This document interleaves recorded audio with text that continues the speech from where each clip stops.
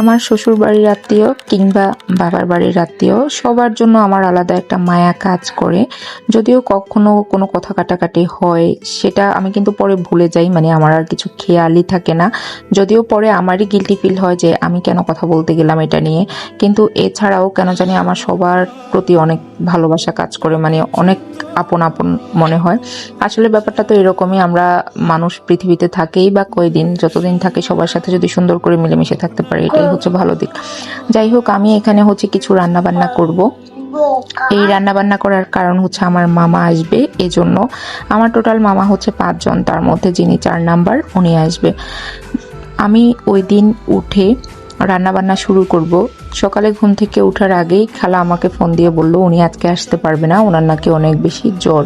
এটা কথা শুনে আমার তো খুবই মন খারাপ হলো যে আমি কিভাবে এত কিছু করব, মানে যাই আমি একটুখানি করি অল্প অল্প করে, কিন্তু আমার একার পক্ষে অনেক বেশি কঠিন হয়ে যাবে। তারপর বিসমিল্লাহ বলে হচ্ছে শুরু করে দিলাম। এদিকে আমার হাজব্যান্ড মাছ নিয়ে আসছে, আর ও আগেই বলেছিল বড় চিংড়ির কথা। আমি ওকে বললাম না, ছোট চিংড়ি আনবা, কারণ ছোট চিংড়ি এরকম ভুনা করে খেতে কিন্তু বেশি মজা লাগে। আমার কাছে কেন জানি এখন আর বড় চিংড়ি ওইভাবে ভালোই লাগে না, আমার কাছে ছোট চিংড়িটাই হচ্ছে সবচেয়ে বেশি মজা লাগে। এইদিকে হচ্ছে যে মাছগুলো নিয়ে এসেছে সেগুলো আমি সুন্দর করে ধুয়ে কিছু হচ্ছে ফ্রিজে রেখে দিয়েছি, আর কয়েক পিস এখানে আমি নিয়ে ভাজি করে নিচ্ছি। তারপর ভাবলাম হচ্ছে এটা দিয়ে দো পেঁয়াজু করব। আগের দিন রাতে আমি বাসায় এসেছি 10টা বাজে, কারণ ওই দিন হচ্ছে আমার কোচিং ছিল। মানে বাসায় 10টা বাজে আসার পরে তো শরীরে আর কোনো কিছুই হচ্ছে কাজ করে না, মানে পুরো শরীরটা পুরো ছেড়েই দেয়। এরপর আবার পরের দিন হচ্ছে সকালে উঠে রান্নাবান্না শুরু করা আসলেই হচ্ছে আমার জন্য একটুখানি টাফ ছিল। তারপর এখানে আমি মাছের দো পেঁয়াজুটাও শেষ করেছি, যদিও আমি পুরোপুরি কোনোটাই হচ্ছে দেখাতে পারি নাই, কারণ আমার কাছে ওই রকম সময় ছিল না যে এক হাতে ভিডিও করব, আবার এক হাতে সব কিছু হচ্ছে গুছগাছ রান্নাবান্না সব একসাথে করা আসলে কোনোভাবেই সম্ভব ছিল না। এরপরও কিভাবে জানি একটুখানি আমি একটু একটু করে ক্লিপ নিয়ে নিয়েছি, জানি না এখন দেখেই অবাক লাগছে যে কিভাবে আমি এতগুলো ক্লিপ নিলাম। যাই হোক, তারপর এখানে আমি চিংড়ি মাছের দো পেঁয়াজুটাও করে নিচ্ছি, আর এখানে আমি ডিমের একটুখানি কোরমা করব, যার জন্য ডিমগুলোকে মাঝখান দিয়ে কেটে তারপর আমি হচ্ছে শলা গেঁথে দিয়েছি, তাহলে হচ্ছে ডিমের কুসুম থেকে ডিমের উপরের অংশটা কোনোভাবেই আলাদা হবে না। এখানে আমার চিংড়ি মাছের ভুনা শেষ। এবার চিংড়ি মাছের ভুনা যখন রান্না হয়ে গিয়েছে, এখান দিয়ে আমি দিয়ে দিব হচ্ছে ডিম। এদিকে হচ্ছে আমি কিন্তু একটা কড়াইয়ের মধ্যে এই সব কিছু মোটামুটি একটা রান্না শেষে কড়াইটা ধুয়ে আবার বসাচ্ছি, মানে বারবার করে একটা কড়াইয়ের মধ্যেই সব কিছু করে নিচ্ছি। এখানে আমি ডিম দেওয়ার আগেই অল্প একটু হচ্ছে হলুদ আর লবণ দিয়ে তারপর হচ্ছে তেলের মধ্যে ডিমগুলো ছেড়ে দিয়েছি। এবার জাস্ট এক পাশ একটুখানি ভাজি হয়ে এলে অন্য পাশটা উল্টিয়ে কোনো রকমে একটুখানি ভাজি করে নিচ্ছি। এত সাবধানতা অবলম্বন করে ভাজি করছি, এরপরও একটা ডিমের খোলস থেকে ডিমের কুসুমটা আলাদা হয়ে গিয়েছে। যাই হোক, কোনো ব্যাপার না, এরপরে আমি আবার এগুলোকে জোড়া লাগিয়ে দিয়েছি। ডিম ভাজি করা শেষ। এবার আমি হচ্ছে এটার জন্য মানে যে পেঁয়াজ মরিচ সবকিছু কষিয়ে নিচ্ছি, আর ডিমের কোরমা রান্না করব। যদি একটুখানি হচ্ছে দুধ না দেই তাহলে সেটা তো আর কোরমার কোনো ভাইবই আসবে না।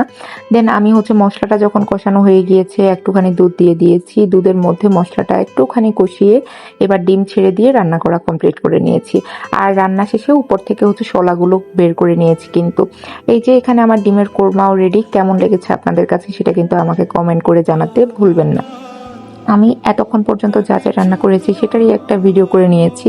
এখানে চিকেন করেছি, ডাল করেছি, তারপর চিংড়ি ভুনা করেছি, মাছের দো পেঁয়াজু করেছি, তারপর ডিম ভুনা করেছি। এবার আমি চলে গিয়েছি হচ্ছে অন্যান্য রান্নাগুলো কমপ্লিট করতে। এখানে আমার মামারা আসতে অনেক বেশি লেট হয়ে গিয়েছে, মানে ওনারা বেরি হয়েছে একটুখানি লেট করে, তো ঢাকা আসতে আসতে প্রায় হচ্ছে 4টা-5টার মতো বেজে গিয়েছে। আর ওই দিন ছিল হচ্ছে শুক্রবার, আমার হাজব্যান্ডও কিন্তু মসজিদ থেকে তাড়াতাড়ি চলে এসেছে, তো ওরা হচ্ছে এখন খাওয়ার জন্য হচ্ছে আমি ওদেরকে সবকিছু রেডি করে দিয়েছি যে তোমরা আগে খেয়ে ফেলো, কারণ মামারা যদি 5টা বাজে আসে ওই পর্যন্ত অপেক্ষা করা কোনোভাবেই পসিবল না। এদিকে আমার গরুর মাংস রান্নাটাও মোটামুটি ডান। আমি গরুর মাংসের মধ্যে হচ্ছে ঝোল রাখার ট্রাই করি নাই, কারণ হচ্ছে আমার যে ডাল আছে ডাল দিয়ে শুকনো মাংস দিয়ে খেতে কিন্তু বেশি মজা লাগে। ভাবলাম যে একটাখানি হচ্ছে ভর্তার আয়োজন করি, কারণ সবাই আমার ভর্তা অনেক বেশি পছন্দ করে, তো আমার মামার জন্য ভর্তার আয়োজন করবো না, এটা তো হতেই পারে না। দেন আমি বরবটি দিয়ে একটুখানি হচ্ছে ভর্তা করবো 2টা মাছ দিয়ে। আর এখানে আলাদা করে বরবটি আর আলু কেটে নিয়েছি, এটা চিংড়ি দিয়ে রান্না করব। আর এখানে অলরেডি আমার রান্নাও কমপ্লিট। ভেতরের কোনো কিছুই দেখাতে পারি নাই, কারণ আমার হাতে একদমই হয়তো সময় ছিল না যে ভিডিও করব। এই জন্য এখানে যা রান্না করেছি মোটামুটি সব কিছু টেবিলে নিয়ে এসেছি, কারণ আমি ভাবছিলাম যে মামারা আসার পরে কোনোভাবেই যেন লেট না হয়, সব কিছু যেন রেডি রেডি পায়, কারণ এত দূর জার্নি করে আসা খুবই খুবই খুবই কষ্টের। আমরা যখন নোয়াখালী যাই তখনও আমরা এই ফিলটা পাই যে ঢাকা থেকে থেকে জার্নি করে নোয়াখালীতে যাওয়া আসলেই অনেক কষ্টের। এত জার্নি করে এসে অপেক্ষা করাটা আরও বেশি কষ্টের হয়ে যাবে। তো আমি এখানে আমার যা যা রান্না করার দরকার, মানে যা যা আমি করেছি সেটার জাস্ট ছোট একটা ক্লিপ নিয়ে নিয়েছি।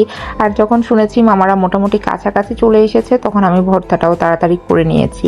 আর এখানে টেবিলে প্লেট গ্লাস এগুলোও দিয়ে দিয়েছি। ভাবলাম হচ্ছে যেন এসেই হচ্ছে খেতে বসে। তো আমি যেহেতু হচ্ছে ভিডিও করি, আমি আমার ভিডিওর জন্য এবার সব কিছু আবার ডাইনিং থেকে এখানে এনে ছোট করে একটা ক্লিপ নিয়ে নিচ্ছি, যেন পরে হচ্ছে আপনাদের সাথে শেয়ার করতে পারি।